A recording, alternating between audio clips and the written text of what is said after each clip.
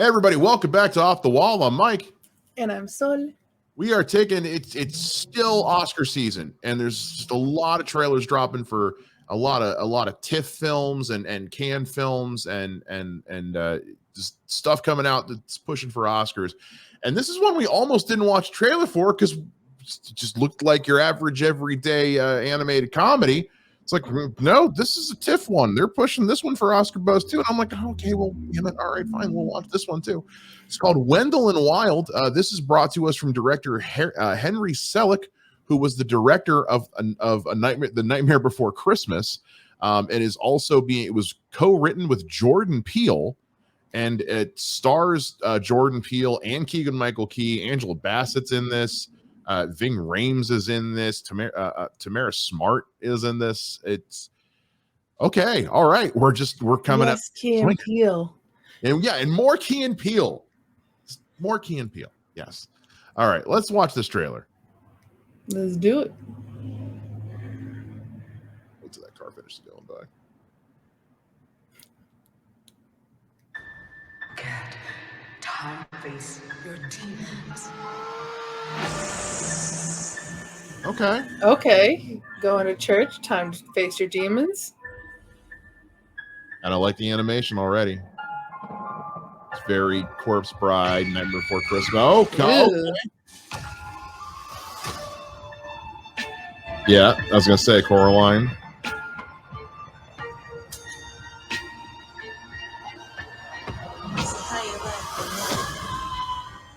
Kind of like the music though, a little like that switch there. Who are you? What are you doing in my dream? We are Wendell and Wild. Who? There they are.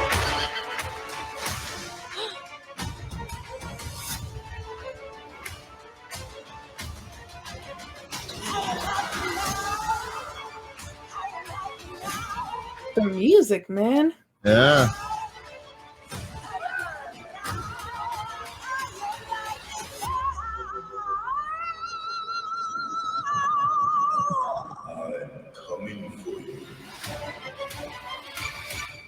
Everyone's got demons. My demons have names. Dang.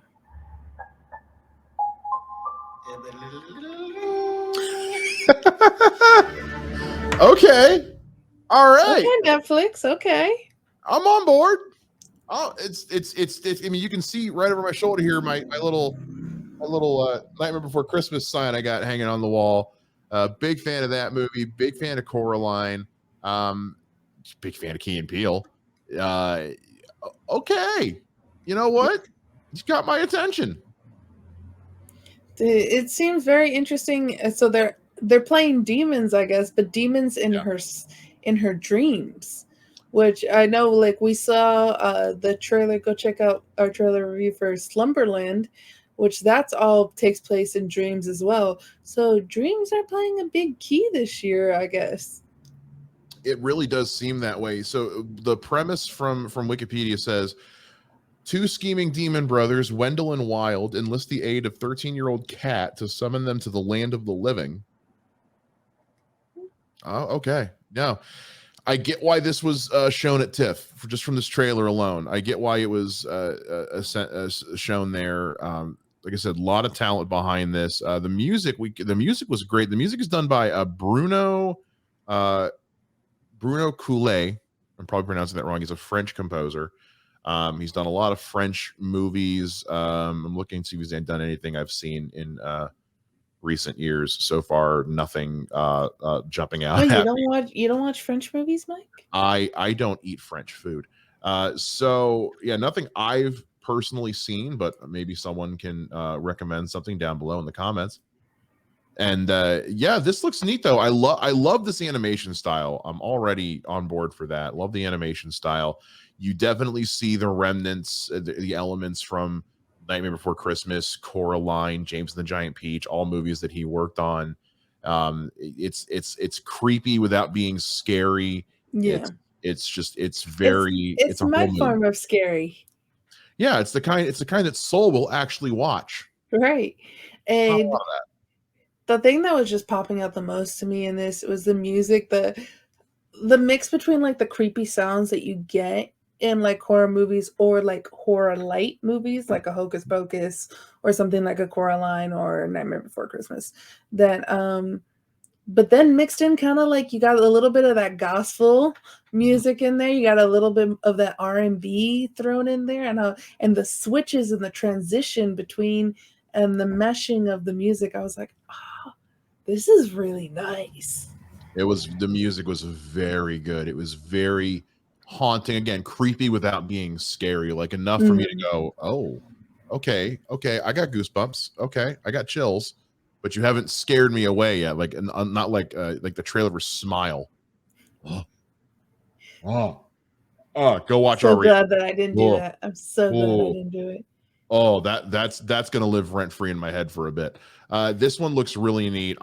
This one will show at TIFF this coming Sunday, September the 11th.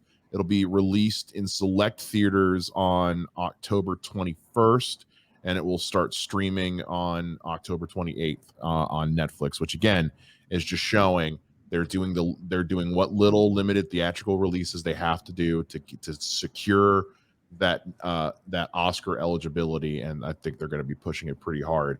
And now here's the thing. That animation nom, right? Yeah.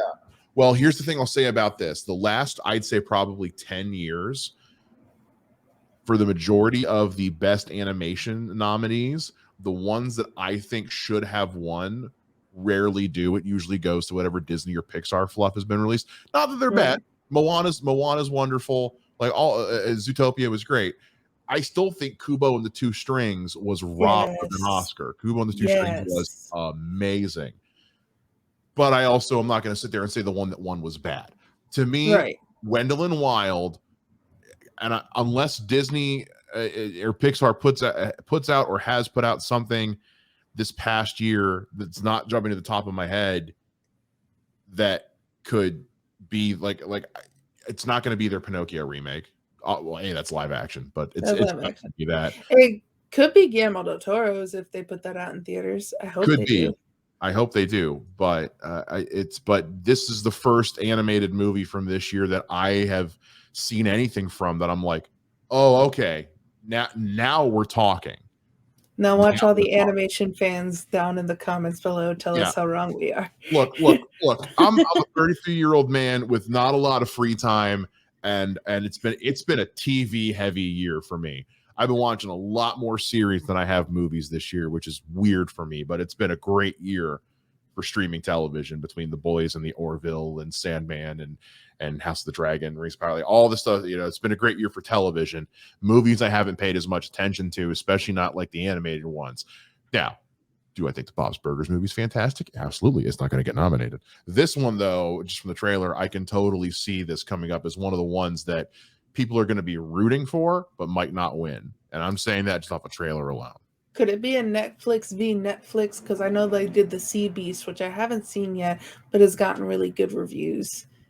It could be. I don't know anything about that one. So looking at the animated movies that have come out this year. So now I don't know how many of these have been released in theaters, but we've got DC League of Super Pets. I don't see that happening. No. Lightyear, Minions: The Rise of Gru, Paws of Fury.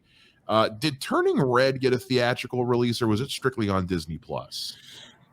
I think it was originally supposed to get a theatrical release, but I think they switched it to only Disney Plus, which made the director upset because she is an Oscar winner for her short Bow.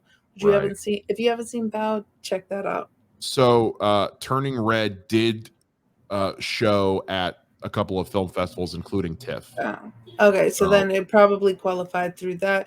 But yeah, it was supposed to get a theatrical release, like a full-on theatrical release, and then they just put it on Disney Plus. Yeah, but since it did get its limited release, it's probably still going to wind up being eligible. Yeah. So we'll probably see Turning Red more than likely come up at the Oscars this coming year. And since it's a Disney Pixar, it's probably going to end up winning. Turning Red is wonderful, so I get it. I totally get it. But We'll see. We'll see. Let us know what you guys thought about this trailer, though, down below in the comments. Let us know on Twitter. Make sure you like and subscribe, hit the notification bell, and we'll see you guys again next time on Off the Wall. Bye.